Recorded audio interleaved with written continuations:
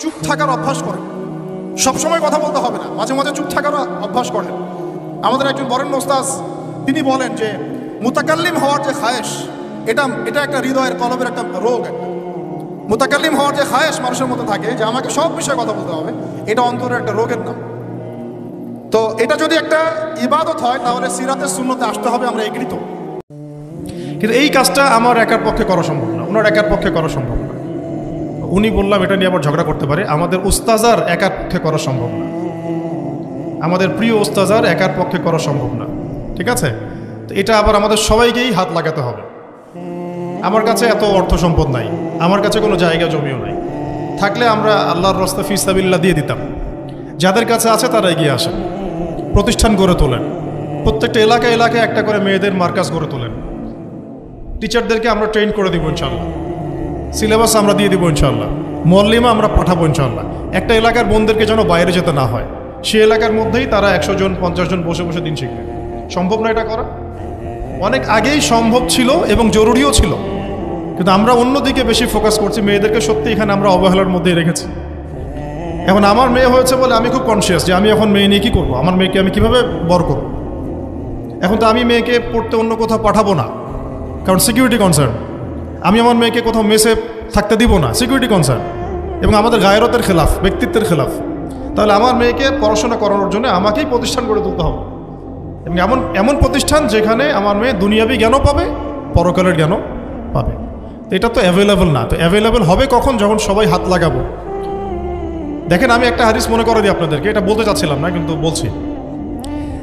নবী সাল্লাল্লাহু আলাইহি ওয়াসাল্লাম একদিন ঈদের খুতবা দিচ্ছিলেন, এবং ওই খুতবাতে তিনি বলেছিলেন যে হে মুসলিম নারীগণ, আমি জাহান্নামে দেখে এসেছি যে তোমাদের সংখ্যা বেশি।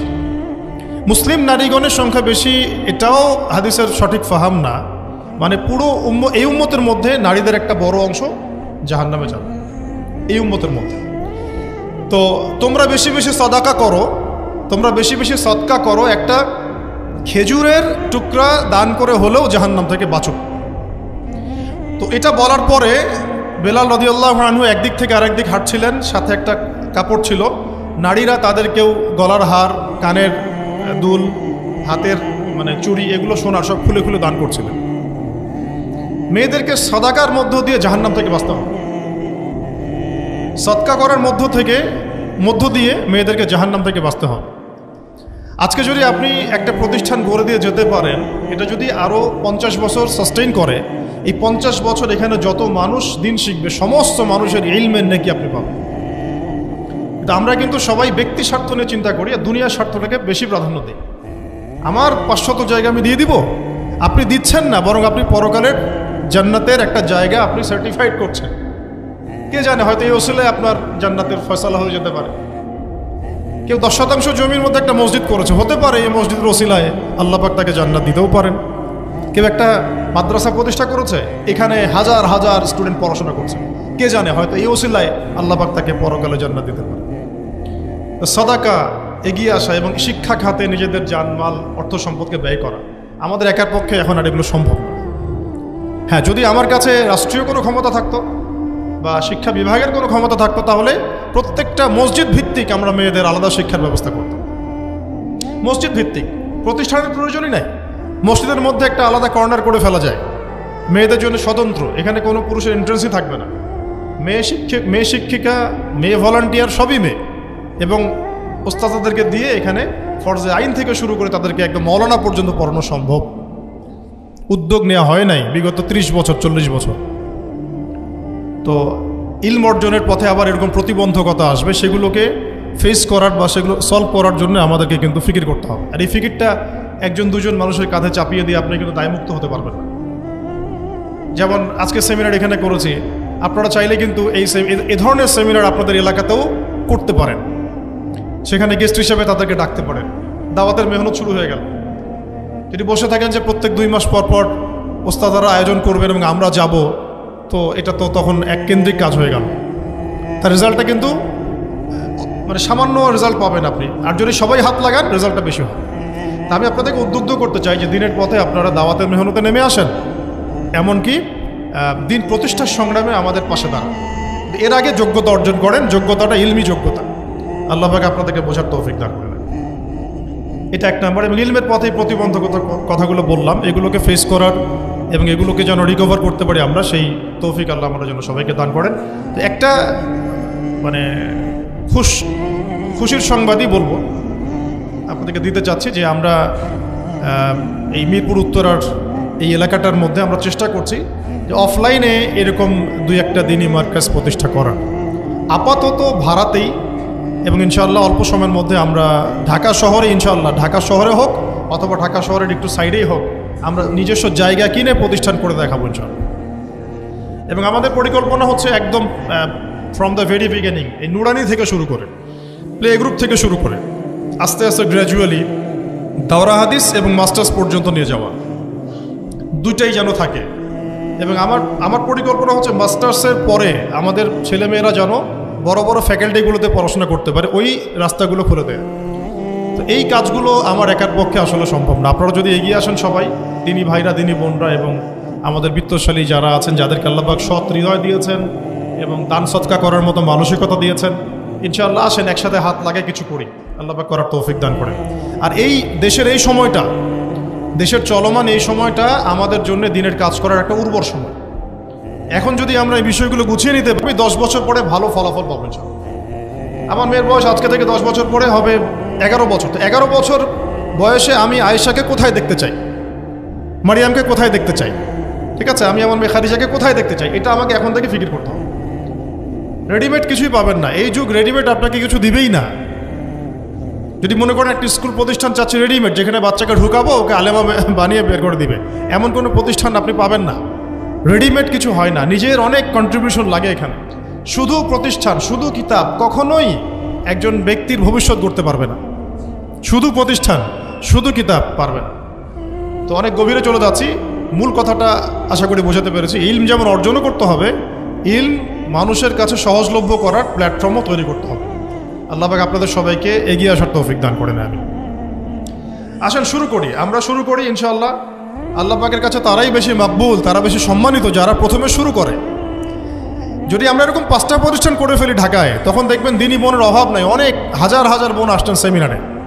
কিন্তু তারা আসছেন কখন? যখন এটা রেডি হয়ে গেছে তখন। আর আপনারা এসেছেন কখন? যখন কিছুই ছিল না তখন। তো এটা লা ইয়াজতামিআন, এটা কখনো সমান হবে না। আল্লাহ পাক আমাদেরকে অগ্রজ হওয়ার তৌফিক দান করে না। তো ইলমের সাথে 2 নম্বর যে পয়েন্টটা নোট আউট করবেন সেটা হচ্ছে বেশি বেশি আমল করা। আমলবিহীন ইলমের কোনো মূল্য নাই, আমলবিহীন ইলমের কোনো মূল্য নাই।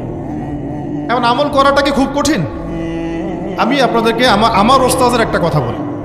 আমার ওস্তাদ আমাদেরকে শিখিয়েছেন, বলেছেন যে আমল প্রতিদিন করা, অল্প হলেও প্রতিদিন করা।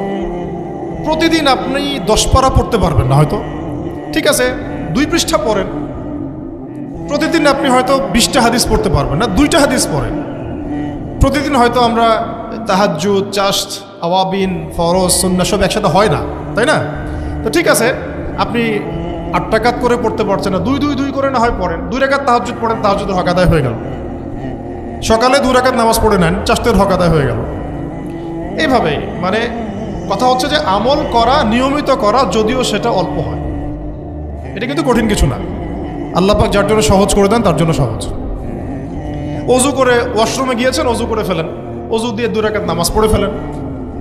চলতে ফিরতে, আপনারা তো ঘরের কাজে বেশি ব্যস্ত থাকেন, চলতে ফিরতেই সুবহানাল্লাহ, আলহামদুলিল্লাহ, লা ইলাহা ইল্লাল্লাহ, আল্লাহু আকবার পড়তে থাকেন, আস্তাগফিরুল্লাহ ওয়া আতুবু ইলাইহি পড়তে থাকেন, দরুদ শরীফ পড়তে থাকেন। এমন না যে ঘটা করে সবসময় আমলে বসতে হবে, এটা জরুরি না। প্রতিটা কাজের সাথে আমল আছে। তো সবচেয়ে ইম্পর্টেন্ট আমলগুলো হচ্ছে নামাজ, ফরজ নামাজটুকু, এর সাথে আমি বলবো কোরআন তেলাওয়াত, তাহাজ্জুদ, এর সাথে বলবো যে আদব রক্ষা করা, আখলাক ঠিক রাখা। আদব রক্ষা করা, আখলাক ঠিক রাখা। একজন মহিলার এক্সাম্পল দিব, বেসিক্যালি এটা 2 জন মহিলার এক্সাম্পল, তো আমি একজনের কথা বলছি।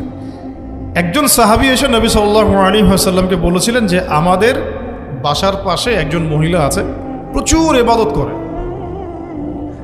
কোনো নামাজ মিস নাই, কোনো নফল রোজা মিস নাই, খুবই পরেজগার, খুবই মুত্তাকি, খুবই উঁচু লেভেলের মুত্তাকি একজন মহিলা বলে মনে হয় আমাদের কাছে। কিন্তু তিনি তার প্রতিবেশীর সাথে ঝগড়া করেন, তিনি তার প্রতিবেশীর সাথে ঝগড়া করেন এবং বাজে ল্যাঙ্গুয়েজ ইউজ করেন। নবী সাল্লাল্লাহু আলাইহি ওয়াসাল্লাম বলেছেন যে তিনি জাহান্নামী।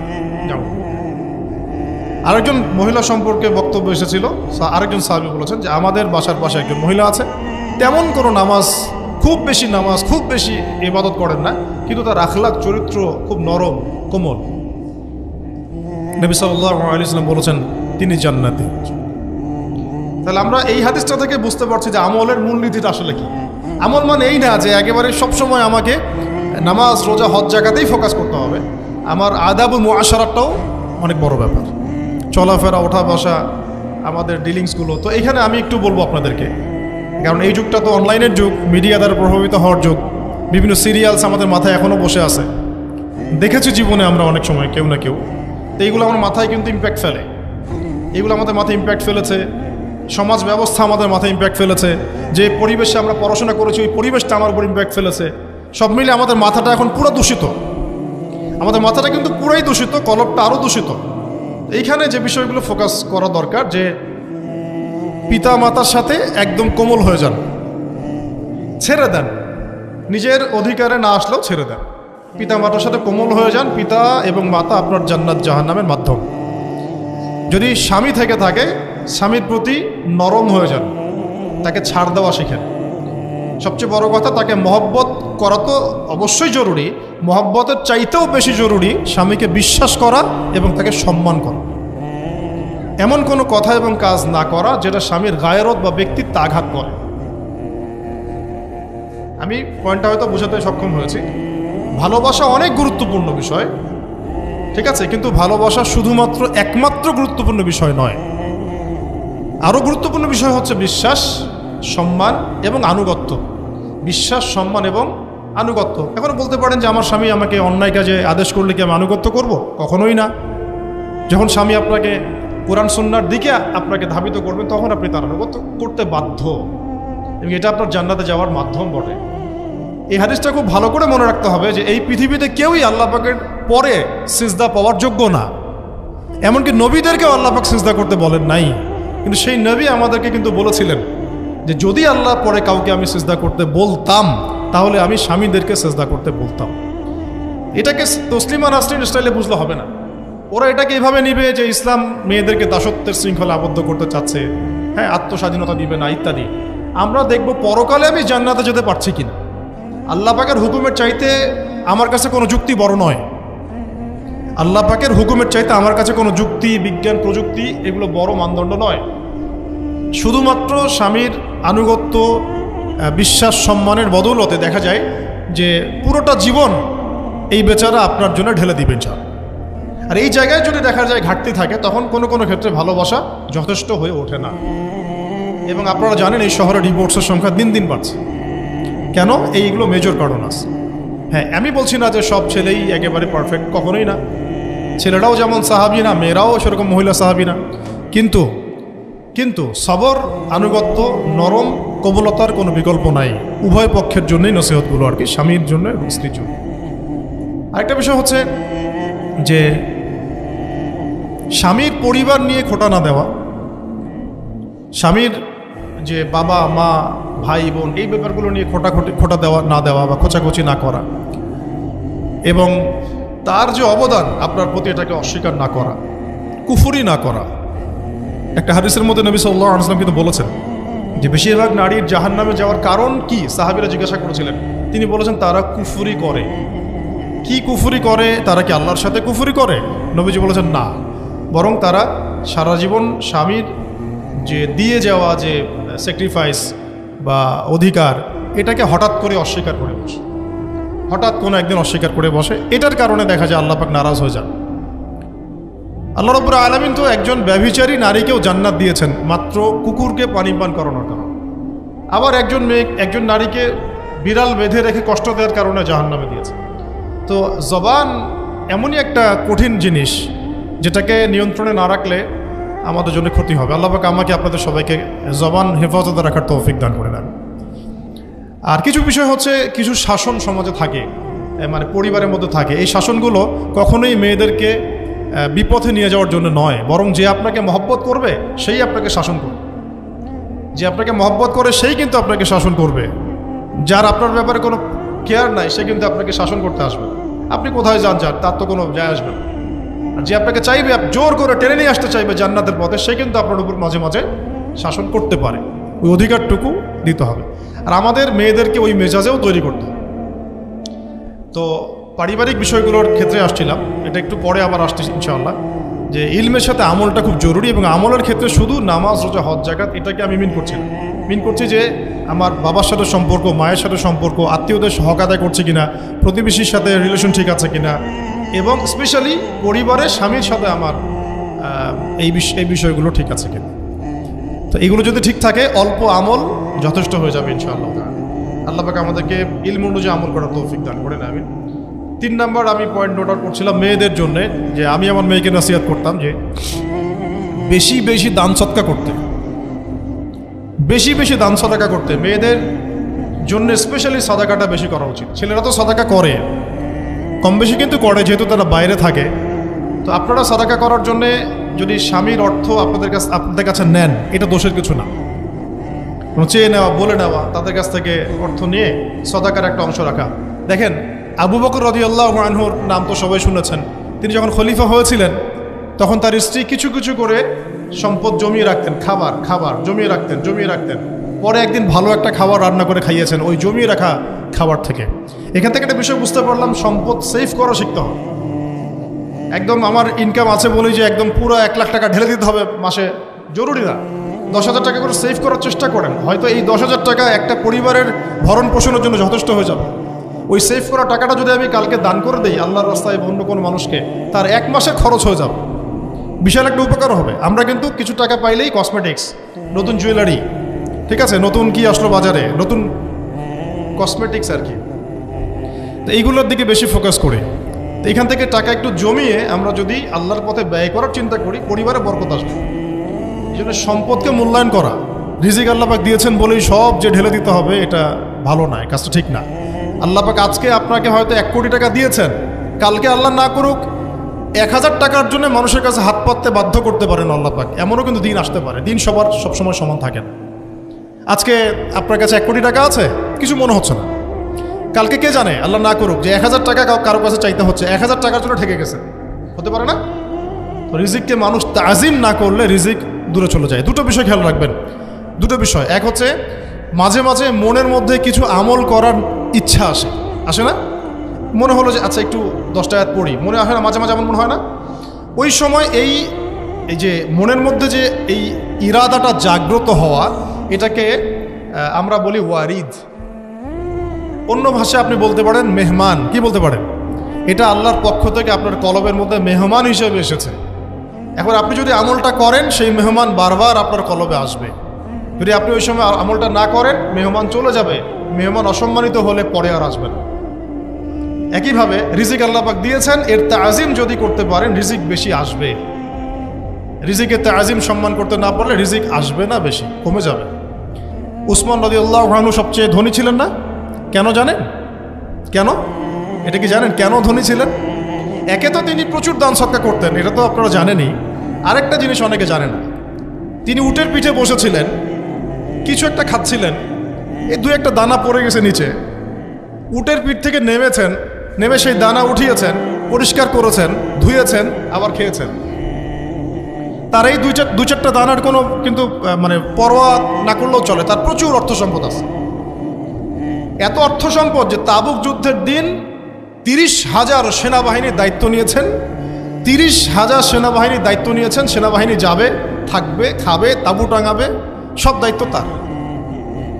30,000 সেনাবাহিনীর দায়িত্ব নেওয়া কি চারটাখানি কথা?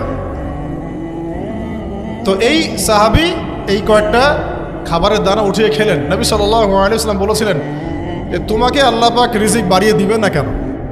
তুমি রিজিকের যে তাজিম বা যে সম্মান তুমি করো, এর বদৌলতে আল্লাহ পাক তোমাকে বেহিসাব রিজিক দিবেন। 2টা বিষয় খেয়াল রাখবো। আমলের মেহমান হৃদয়ের মধ্যে আসলে তাকে ফিরায় না দেওয়া, তাহলে সেই মেহমান কিন্তু আর আসবে না। মেহমানকে মূল্যায়ন করলে মেহমান বারবার আসবেন সব। আর রিজিকের তাজিম না করলে রিজিক কিন্তু আপনার ঘরে বেশি বেশি আসবে না। এমনি তো হারামের যুগ, এমনি সুদের যুগ, এমনি ঘুষের যুগ।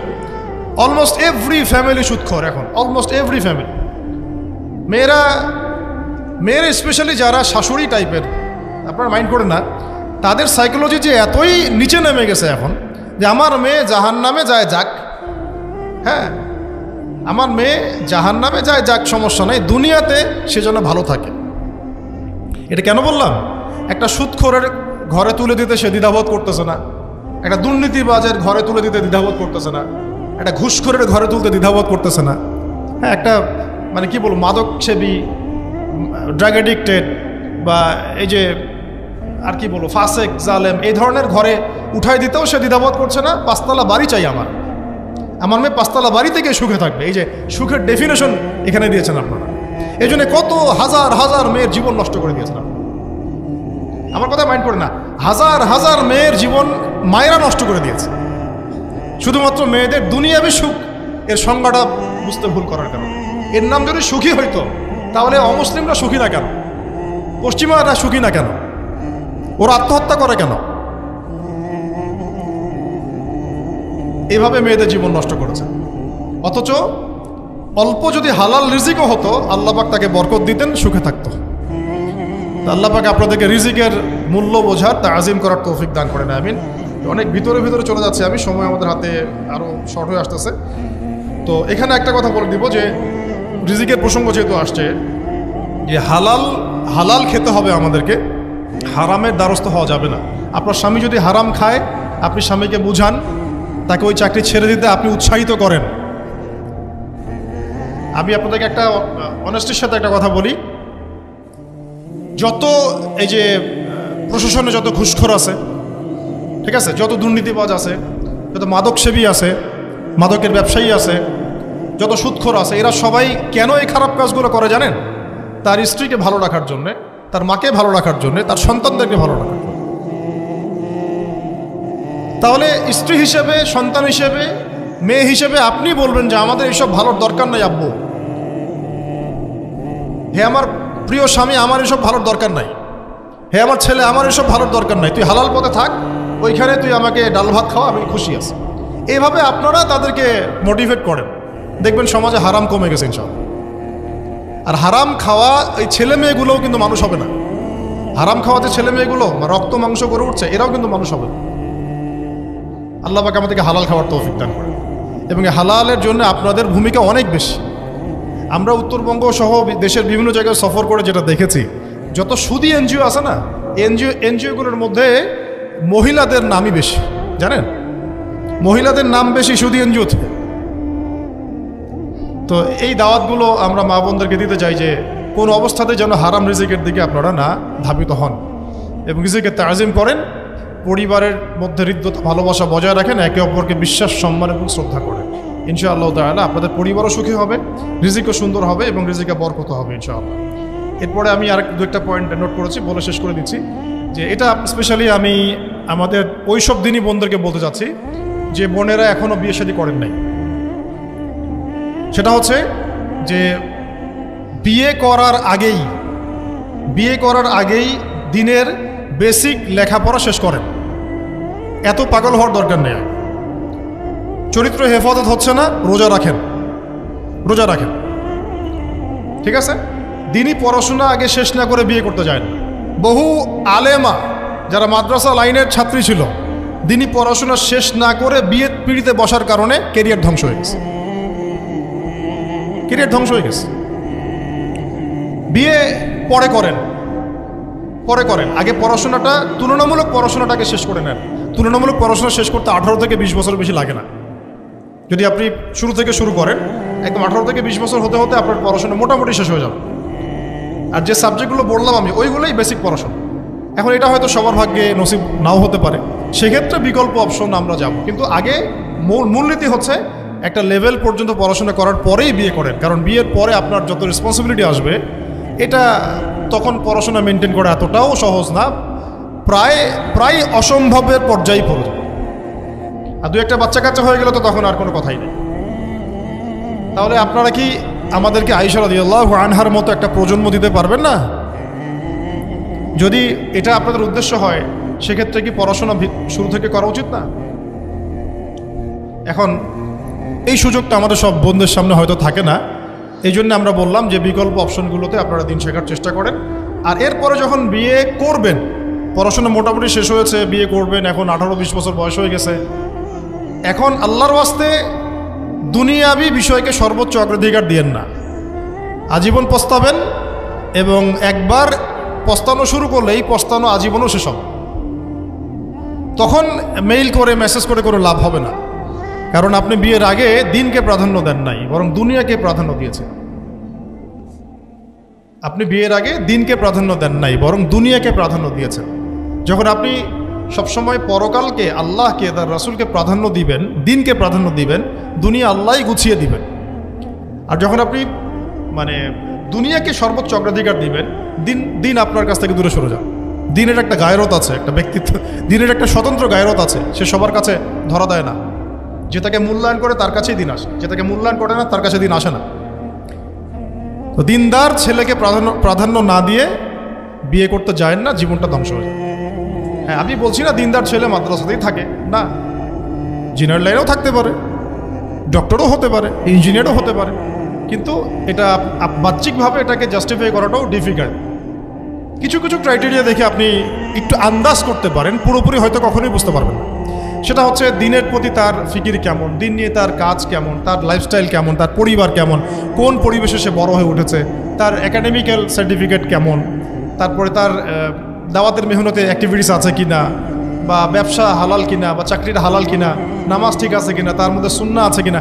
এইগুলো কিছু কিছু বাহ্যিক সাইন যেগুলো দেখে আমরা একটা আইডিয়া নিতে পারি। তারপরেও বলবো যে এখানে 100% আপনি এনশিওর হতে পারবেন না, ওইটা আল্লাহ পাকের হাতে। তো ওইটাও যদি এনশিওর করতে চান তাহলে কি করতে হবে? তাহলে নিজেকে দিনদার হতে হবে। আমি নিজে যদি ভালো দিনদার হই তাহলে ইনশাআল্লাহ আল্লাহ পাক আমাকে দিনদার স্ত্রী দিবেন। নিজে দিনদার না, তাহলে কি রেডিমেড দিনদার ছেলে আসবে? কখনই আসবে।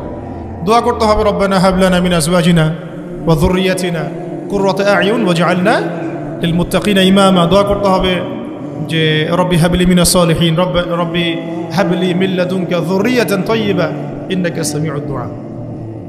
এই বিষয়গুলো দিকে খেয়াল রাখবেন। আর শরীয়তের মেজাজ মাথায় রাখা। শরীয়তের মেজাজের কথাটা আজকে এই জন্য বলছি যে আমরা আমাদের দেশে যে প্রবলেমটা দেখি, ইসলামের পূর্ণাঙ্গ বিষয়গুলো মানুষ মাথায় রাখতে চায় না। ইসলামে যেমন নামাজ, রোজা, হজ, যাকাত আছে, ইসলামে কিন্তু দাওয়াত, তাবলিগ, জিহাদও আছে, তাই না? ইসলামে কিন্তু শরিয়া আইনও আছে, হুদুদ, কিসাস আছে, ইত্যাদি আছে। আমাদের সমাজে দেখেন নামাজ শব্দ পরিচিত, কিন্তু কিসাস শব্দ পরিচিত না। কিসাস মানে কয়জন জানেন যে কিসাস শব্দ অর্থ কি? অনেকেই জানে না, কিন্তু কিসাস একটা কোরআনের একটা ফান্ডামেন্টাল বিধান যে কেউ যদি আপনার চুরি করে হাত কেটে ফেলতে হয়, কেউ যদি ব্যভিচার করে বেত্রাঘাত করতে হয়, বিবাহিত হলে রজম করতে হয়, কেউ যদি মুরতাদ হয় তারও মৃত্যুদণ্ড শাস্তি আছে, কেউ শাতেমে রাসূলকে গালি দিয়েছে তারও মৃত্যুদণ্ড আছে। এরকম অনেক বিধান আছে, হুদুদ এবং কিসাস আছে। হত্যার বদলে হত্যা, চোখের বদলে চোখ, জানের বদলে জান। আমাদের সমাজে এগুলো পরিচিত না। নামাজ পরিচিত, কিন্তু তাসবিহ তাহলিল পরিচিত, ঠিক আছে? এরকমই সমাজেও বহু বিবাহ এটা অপরিচিত। হ্যাঁ, আপনি একটা বিয়ে করে বাইরে 4টা 5টা 6টা মেয়ের সাথে খারাপ সম্পর্ক করলে সমাজ এটাকে প্রমোট করে, এটাকে কাছে আসার গল্প নাম দেয় আর কি। কিন্তু একটা মেয়ের পুরো জীবনের রেসপন্সিবিলিটি আপনি নেবেন হালালভাবে, তখন সমাজ আপনাকে বাঁকা চোখে দেখবে, বিতর্কিত করবে। তো আমরা এখনও ওই ইসলামের ওই মেজাজে যাইতে পারি নাই। আমার মেয়েকে বড় করার সময় এটা তার মাথায় ছোট থেকে দেওয়া উচিত যে হ্যাঁ, ইসলামে কিন্তু বহু বিবাহের ব্যাপারও আছে, ওকে ওইভাবেই ওই মেজাজেই বড় করা উচিত। এখানে আরেকটা প্রশ্ন আসতে পারে যে এটা তো ঐচ্ছিক। অবশ্যই ঐচ্ছিক, কেউ চাইলে করতে পারে, কেউ চাইলে নাও করতে পারে, সবার উপর এটা ফরজ না, কখনোই না। এবং এটাকে আমরা বড় স্কেলে এটাই সুন্নত এটাও বলতে পারবো না। ওইটা একটা নির্দিষ্ট প্রেক্ষাপটে অ্যাপ্লাই করার বিষয় ছিল। যেমন উহুদের যুদ্ধ হয়ে গেছে, অনেক মেয়ে এতিম হয়ে গেছে, এখন এই মেয়েগুলো দায়িত্ব কে নেবে? বহু বিবাহের ব্যাপারটাতে আসলো তখন সূরা নিসার আয়াত যে তোমরা এখন পছন্দ হলে মাসনা সুলাসা রুবা করতে পারো। এটা কাউকে ফরজ করা হয় না, কারোর উপরে ফরজ করা হয় না। যার সামর্থ্য আছে তোমরা করতে পারো, খালাস। ওই মেয়েগুলোর দায়িত্ব নিয়ে নেওয়া হলো রাষ্ট্রীয়ভাবে, এবং তারা সম্ভ্রম পেল, সম্মান পেল, গার্ডিয়ানশিপ পেল, তাদের সমস্ত অধিকার ফিরে পেল। এটা ইসলামের একটা বিধান আছে। একেবারে এটাকে বাদ দিয়ে এটাকে অস্বীকার করা, কুফরি করলে কিন্তু কোরআনের সাথে আপনার কুফরি হয়ে যাবে। আপনার নিজস্ব রুচিবোধ থাকতে পারে যে আমি এটাকে পছন্দ করি না, সেটা আপনার ডিসিশন, এটা কোনো সমস্যার কিছু নেই। এমনকি ইসলাম আপনাদেরকে বলেছে যে মেয়ের অনুমতি ছাড়া তাকে বিয়েও দেওয়া যাবে না। সবার নিজস্ব জায়গা থাকতে পারে, কিন্তু ইসলামের প্রত্যেকটা বিধানকে মাথায় রাখা যে এটা ইসলামের একটা অংশ। না হলে আমরা অনেক সামাজিক সমস্যার সমাধান দিতে পারবো না। বাংলাদেশে এখন 6 লক্ষ মেয়ে আছে যারা ইয়েতিম, অবিবাহিতা, বিধবা, আরও বেশি। আমরা রাষ্ট্রীয়ভাবে তাদের কোনো ব্যবস্থা করতে পারবো না, সম্ভব না। তো এইখানে মেয়েদেরকে, যেহেতু মেয়েদের মধ্যে আমি কথাগুলো বলছি, এই জন্য আমি এই কথাটা টাচ করলাম যে ইসলামের পূর্ণাঙ্গ বিষয়গুলো আমাদের মাথার মধ্যে রাখা, যে আমাদের যেন এমন কোনো বিষয়কে অস্বীকার করে না বসি যেটা আবার আমাকে ইমান থেকে বের করে দিবে। আমার নিজের আমল না হতে পারে, আমি নিজে সেটা পছন্দ না করতে পারি, বা আমার মতামত থাকতে পারে, সেটা আলাদা ইস্যুস, কিন্তু ইসলামের বিধানগুলোকে আমরা কোনোভাবে যেন ডিনাই করতে না যাই, এটা আমাদের মাথায় রাখতে হবে। আর এটা সমাজের কল্যাণের জন্যই আল্লাহ রাব্বুল আলামিনের পক্ষ থেকে একটা এখতিয়ার দেওয়া হয়েছে। আর দুটা বিষয় বলে শেষ করে দিচ্ছি, সেটা হচ্ছে ওই যে ইলমের কথা বলেছিলাম শুরুতে, এর সাথে আমি আমার ব্যক্তিগত জীবন থেকে বলছি, আর 3টা জিনিস ইলমের সাথে খুব বেশি কানেক্টেড, এটা মাথায় রাখবেন। একটা হচ্ছে আদব। একটা কি? আদব। আদব রক্ষা করতে না পারলে ইলম অর্জন করতে পারবেন না। তাই আদব রক্ষা করার জন্য আমাদেরকে ওই জেনারেল লাইনে পড়াশোনার মেজাজটা ত্যাগ করে আসতে হবে। আমরা ওইখানে যে মেজাজে পড়াশোনা করি, ওই মেজাজটা আমাদেরকে একটু কর্পোরেট হতে শেখায়। মানে আমি বেতন দিয়েছি 500 টাকা, আমি 500 টাকার ক্লাস পাইলাম না কেন, তাই না? মেজাজটা এরকম আর কি। অথচ এখানে ওস্তাদের দোয়া নেওয়ার জন্য আমাদেরকে সিরিয়ালে দাঁড়িয়ে থাকতে হবে। এটা হচ্ছে এই প্ল্যাটফর্ম, এটা হচ্ছে ওই অন্য জায়গা। এখানে একজন নবী হয়েও মুসা আলাইহিস সালাম যুগের পর যুগ হাঁটছেন এমন একজন ব্যক্তির সাক্ষাতের জন্য যিনি তার চেয়ে বেশি জ্ঞানী। তার নাম খিদর আলাইহিস সালাম, যিনি তাকে সাথে নিতে চাচ্ছেন না। তিনি বলছেন যে ইন্নাকা লান তাস্তাতিআ মাইয়া সাবরা, তুমি তো আমার সাথে ধৈর্য ধরতে পারবে না। কিন্তু মুসা আলাইহিস সালাম তারপরও চললেন, বারবার প্রশ্ন করলেন, কিন্তু শেষ পর্যন্ত সম্পর্ক কিন্তু নষ্ট হয়ে গেল। মনে আছে কি? হাদিস সূরা কাহফের কথা বলছে। তো এটা হচ্ছে এই ইলমের জায়গাটা এমন একটা ইলমের জায়গা যেখানে আদব রক্ষা না করলে ইলম পাওয়া যাবে না। আরেকটা বিষয় হচ্ছে তাসকিয়া, ইলম অর্জন করে উস্তাদের কাছ থেকে দোয়া নেওয়া এবং আত্মশুদ্ধি অর্জন করা। মনের মধ্যে কোনো হিংসা না রাখা। আমাদের সবার এখন মনের মধ্যে যে হিংসা দিয়ে ভর্তি, হিংসাগুলোকে ছেড়ে দেন, মন বড় করে ফেলেন, আল্লাহর জন্য ছেড়ে দেন, হিংসা ত্যাগ করেন, গীবত করা বন্ধ করে দেন, অপবাদ দেয়া তো একেবারেই নিষেধ, পরশ্রী কাতরতা ছেড়ে দেন, মনটাকে একদম খালেস করে নেন। একজন সাহাবী সম্পর্কে নবীজি বলছেন, এই যে এখন যে সাহাবী ঢুকবে মসজিদে, ও জান্নাতি। সবাই আগ্রহ নিয়ে বসে আছে, কে এসে? হ্যাঁ, ঢুকলেন, জান্নাতি। পরের দিনও সেম কথা, এখন যে ঢুকবে সে জান্নাতি। সেম সাহাবী ঢুকলেন, পরের দিনও সেম কথা, এখন যে ঢুকবে সে জান্নাতি। সেম সাহাবী ঢুকলেন। এবার একজন সাহাবী কৌশল করে তার বাসায় গেলেন, দেখি তো কি আমল করে সে। দেখলেন তো রাত্রেবেলা তাহাজ্জুদে উঠতেছে না, এশার নামাজ পড়ে ঘুমাই গেছে, ফজরের নামাজে উঠল। 3 দিন থাকলেন, 3 দিন সেম। তখন তিনি বললেন, আচ্ছা ভাই, তোমার ব্যাপারে নবীজি এরকম মন্তব্য করেছেন, তোমাকে তো এমন কোনো খাস আমল করতে দেখলাম না। তো তিনি বলছেন, আচ্ছা একটা বিষয় হতে পারে, আমি অত বেশি আমল হয়তো করি না, কিন্তু আমি যখন ঘুমাতে যাই আমি সবাইকে মাফ করে দিয়ে ঘুমাই। মন ফ্রেশ, মনটা থেকে সব বের করে দেওয়া, এটা তাসকিয়া। এটা ইলমের সাথে সম্পৃক্ত। আল্লাহ পাক আমাদের সবাইকে এই বিষয়গুলো বোঝার তৌফিক দান করেন।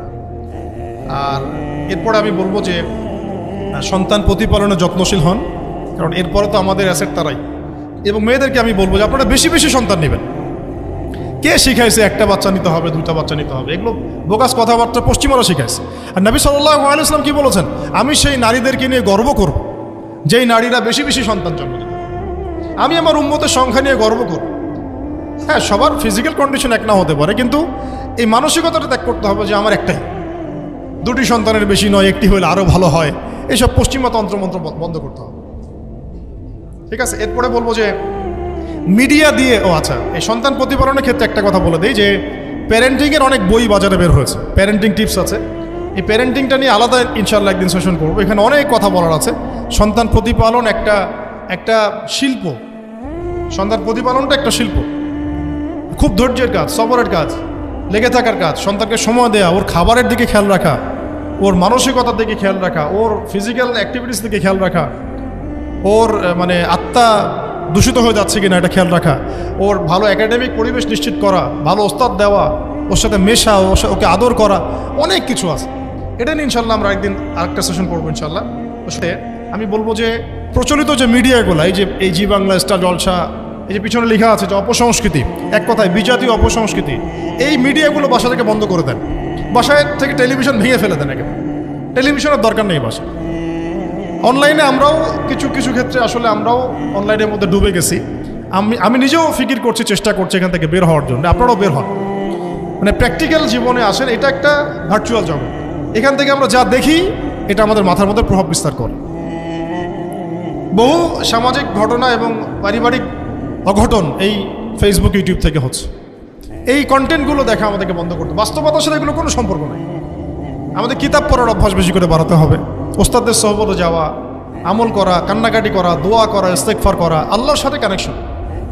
আল্লাহ পাক আমাদেরকে মিডিয়ার এই রং ঢং বলি আমি, মিডিয়ার এই রং ঢংগুলো ত্যাগ করতে হবে। মিডিয়া একটা কিছু দেখলে আমাকে কেন কিনতে হবে? কেন আমি একটা মিডিয়াতে দেখলাম যে এরকম একটা নতুন অর্নামেন্টস আসছে, আমাকেই কেন কিনতে হবে? কেন আমাকে, কেন আমি ওটার জন্য আবার বাসায় চাপ দিব? কেন ওইটা আমি আমার পরিবারে ফাসাদ সৃষ্টি করার কারণ হবে? প্রয়োজন নাই। আর আমাদের মানে মাদ্রাসার মেয়েদেরকেও এসব থেকে দূরে রাখতে হবে, মিডিয়া থেকে দূরে রাখতে হবে। মানে সব মিডিয়া উপকারী না, বরং মিডিয়ার মধ্যে 99%ই ইসলামিক মিডিয়া না।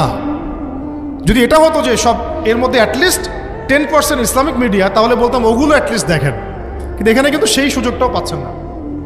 খুব কম মিডিয়া আমাদেরকে প্রকৃত বিষয়টা শেখায় এবং সত্যের কাছাকাছি নিয়ে আসে। বেশিরভাগ মিডিয়াই প্রতারণাপূর্ণ এবং কর্পোরেট সেকশন, এগুলো থেকে আল্লাহ পাক আমাদেরকে দূরে থাকার তৌফিক দান করেন এবং এই কালচারগুলো ছেড়ে দেন। হিন্দুদের কালচারের সাথে আমাদের কী সম্পর্ক?